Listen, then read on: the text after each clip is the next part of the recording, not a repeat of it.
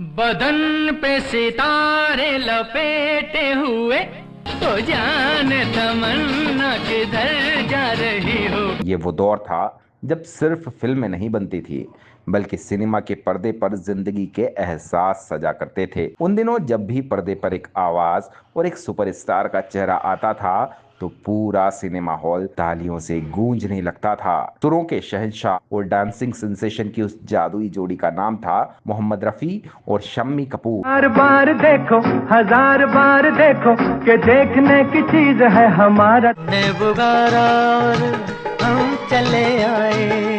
शम्मी साहब जैसे मस्त मौला किरदार अपनी स्टाइल, एनर्जी और एक्सप्रेशन को लेकर पर्दे पर आते थे और उनके गानों को मोहम्मद रफी साहब अपने सुरों से सजाते थे तो केवल स्क्रीन ही नहीं बल्कि पूरे हिंदुस्तान के युवाओं का दिल धड़कने लगता था। तुमसे अच्छा कौन है, दिल जिगर लो जान लो। मगर क्या आप इन दोनों की सबसे यादगार फिल्मों में से एक प्रोफेसर का वो किस्सा जानते हैं कि गुरुदत्त जैसे बड़े डायरेक्टर भी ये फिल्म बनाने में नाकाम रहे थे। इसके हीरो शम्मी कपूर भी खुद इसमें काम नहीं करना चाहते थे। गुल बदन है, गुल बदन, फूलों की महक, कांटों की चुभन। मगर किसको इतना पक्का भरोसा था कि ये फिल्म न केवल चलेगी बल्कि इसमें रफी साहब का गाना भी इतिहास में हमेशा हमेशा के लिए अमर हो जाएगा। वो गाना जब उन्होंने दिया मुझे तो ये कहा कि ये ताज जिंदगी रहेगा, म्यूजिक रहेगा, ये गाना भी रहेगा। वो बकायदा स्टाम्प पेपर पर लिखकर ये गारंटी देने को भी तैयार थे कि इसे सुपरहिट होने से कोई नहीं रोक सकता। मैं आपको आज यही किस्सा बताने वाला हूं, तो बने रहिए हमारे साथ। 1957 के बाद बॉलीवुड में शम्मी जी और रफी साहब की जोड़ी का जलवा था। शम्मी जी जैसे रेबल स्टार और अलबेले डांसर पर रफी साहब की आवाज बहुत सूट करती थी। इसलिए शम्मी जी फिल्म साइन करने से पहले ये शर्त जरूर रखते थे कि मेरे लिए सभी गाने रफी साहब ही गाएंगे। सजदे में हुस्न के झुक गया आसमां। इस कहानी पर आगे बढ़ने से पहले आपको मशहूर निर्देशक लेख टंडन जी के बारे में कुछ जरूरी बात बता देता हूं। वो पृथ्वीराज कपूर साहब के नजदीकी रिश्तेदार थे जो फिल्मों में काम करने के लिए आजादी से पहले ही मुंबई आ गए थे। वो पृथ्वीराज के घर पर ही रहते और राज कपूर साहब की फिल्मों में असिस्टेंट का काम करते। उनके पिता हालांकि बहुत अमीर और बड़े कारोबारी थे, लेकिन लेख जी का केवल फिल्मों में इंटरेस्ट था। क्या है कि मैं 1940 में बॉम्बे छुट्टियों पे आया था, आज़ादी से 7 साल पहले। मुंबई में रहते हुए धीरे धीरे उनको लगने लगा कि कपूर्स के साथ रहते हुए मेरा कुछ नहीं हो सकता।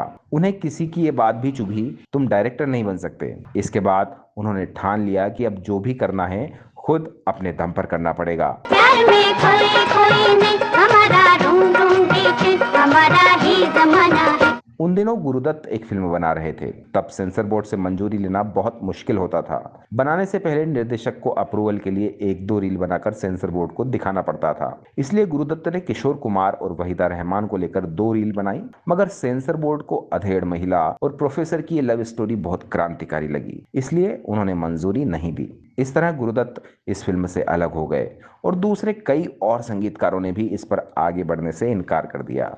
पर लेख साहब को इसकी कहानी पर भरोसा था। उनके पिता ने उन्हें दिल्ली से 10,000 रुपये भेजे थे।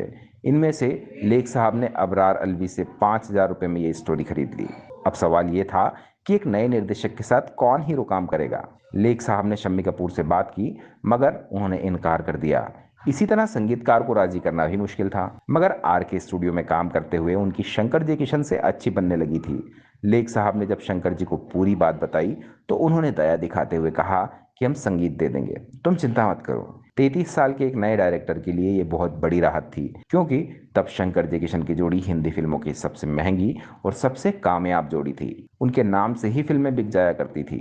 जो उस जमाने में ये हालत थी, जिस पिक्चर में शंकर जयकिशन म्यूजिक दें, कौन एक्टर है, कौन एक्ट्रेस है, कौन कहानी, कुछ नहीं को पूछता। इतने बड़े संगीतकार के हाँ करने का फायदा ये हुआ कि लेख साहब को फाइनेंसर भी मिल गए। संगीतकार और फाइनेंसर मिल गए तो बाकी बातें आसान हो गई।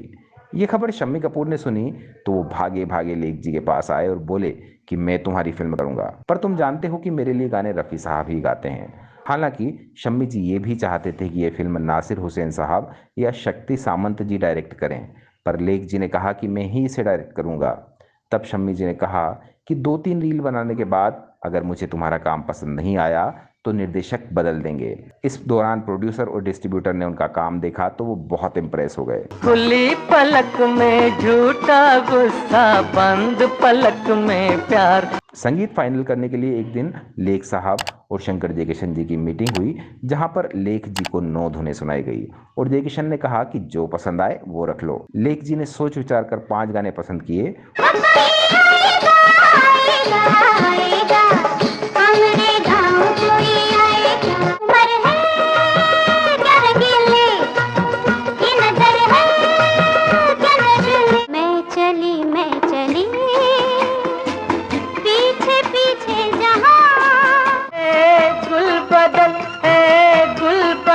और कहा कि अभी 2 और चाहिए। तो जयकिशन जी बोले कि लेख, तुमने अपनी पसंद से 5 गाने चुने, ये सभी अच्छे हैं, लेकिन अब मैं तुम्हें वो गाना देने वाला हूं जो साधारण गाना नहीं है।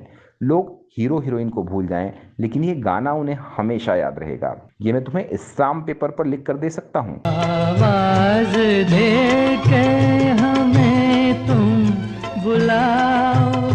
ये गाना हसरत जयपुरी साहब ने लिखा था और जिस दिन रफ़ी साहब और लता जी ने फेमस स्टूडियो में इस गाने को रिकॉर्ड किया, उसी दिन सबने मान लिया था कि ये गाना तो सदाबहार साबित होगा। मोहब्बत में इतना न हमको सताओ। अब कुछ बात प्रोफेसर की कामयाबी के बारे में। इस फिल्म ने रिलीज होते ही बॉक्स ऑफिस पर ऐसा धमाका किया कि सब हैरान रह गए।